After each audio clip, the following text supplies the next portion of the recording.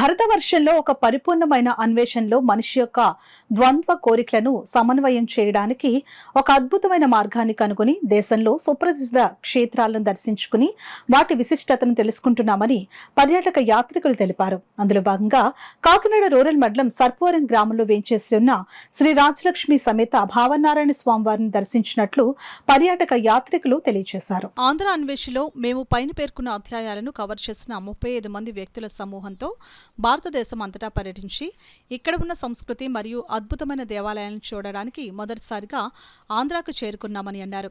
భావనారాయణ ఆలయంతో సహా కాకినాడ మరియు కోనసీమ ప్రాంతాల చుట్టూ ఉన్న దేవాలయాలను కవర్ చేస్తామని అన్నారు. భీమేశ్వర స్వామి ఆలయం, ద్రాక్షారామం, మామిడాడలోని కోదండరామ దేవస్థానం మరియు సూర్యనారాయణ స్వామి ఆలయం, నక్కుల గుడితో సహా బిక్కవోలు దేవాలయాలు, వినాయక ఆలయం, వీరభద్ర ఆలయం, కంచనగుడి మరియు చంద్రశేఖర త్రికూట ఆలయ స్థలం దర్శించి ఇక్కడి నుండి మేము కూర్మాంత స్వామి, సూర్యనారాయణ స్వామి దేవాలయం మరియు సింహాచలం కవర్ చేయడానికి విశాఖపట్నం మరియు శ్రీకాకుళం వెళ్తామని అన్నారు. సో మా ఆంధ్ర చాప్టర్ ఉద్దేశం ఏంటంటే మన కాకినాడ, శ్రీకాకుళం, మన కోనసీమ క్షేత్రాల్లో ఉన్నవంటి గుడిలు చాలా మందికి తెలియాలి. చాలా మంది ఇక్కడికి రావాలి, ఇక్కడ మహత్వం ఏంటో తెలియాలి. అది కోసం ఆంధ్ర చాప్టర్ మొదలు పెట్టాం. దీని ముందర మేము 5-6 చాప్టర్స్ క్రియేట్ చేసాం. గ్వాలియర్ చాప్టర్ మధ్యప్రదేశ్లో ఉన్న టెంపుల్స్ కవర్ చేసాం. తర్వాత గోవా చాప్టర్, గోవా అందరూ వేరే పర్పస్ మీద వెళ్తారు, కానీ స్పిరిచువల్ కోసం కూడా చాలా లైట్ ఉంది, అక్కడ చాలా మంచి గుళ్ళు ఉన్నాయి. సో గోవా చాప్టర్ మేము కంప్లీట్ చేసాం. కర్ణాటక చాప్టర్ చేసినాం. మొన్న ఫిబ్రవరిలో వి కంప్లీటెడ్ చంబా చాప్టర్.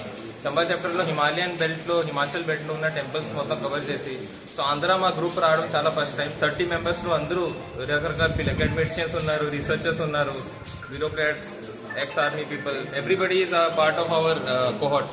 సో వాళ్ళందరూ వేరే వేరే స్టేట్ నుంచి వచ్చి మన ఆంధ్ర కల్చర్ని చూశారు, మన కోనసీమ కల్చర్ని చూశారు, గోదావరి కల్చర్ చూశారు, తర్వాత గోదావరి స్నానం చేశారు. సో వాళ్ళకి ఒక స్పిరిచువల్ అనుభవం ఇచ్చడానికి యాత్ర.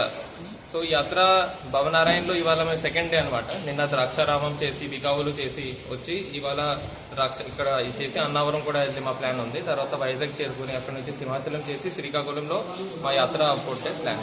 ప్రాముఖ్యత ఏంటి, స్థల పురాణం ఏంటి, అక్కడ ఉన్న మందిరం ఎందుకు ఎలా వచ్చింది, దాని ఆర్కిటెక్చర్ ఎలా ఉంటుంది, ఎందుకు ఉంటుంది, ఇలాంటి విషయాలన్నింటినీ తెలియజేస్తూ యాత్ర కొనసాగిస్తారనమాట. ఇప్పటివరకు నేను ఇది 4వ యాత్ర నేను వీళ్ళతో చేస్తున్నది. ఇంతకు ముందర గోవా వెళ్ళి ఉన్నాను. గోవాలో ఉన్నటువంటి 18 దేవాలయాలు చూసి వచ్చాము. తర్వాత గ్వాలియర్లో ఉన్నటువంటి చుట్టుపక్కల ఉన్నటువంటి దేవాలయాలు, చంబా హిమాచల్ ప్రదేశ్లో ఉన్నటువంటి దేవాలయాలు చూడగా ఇది 4వది. ఇది ఆంధ్రాలో ఉన్నటువంటి దేవాలయాలు. కాకినాడ మొదలుకుని శ్రీకాకుళం వరకు పురాతన దేవాలయాలు ఏవేవైతే ఉన్నాయో వాటన్నిటినీ చూసుకుంటూ బయలుదేరాము. నిన్న మొదలుపెట్టాము ఈ యాత్ర.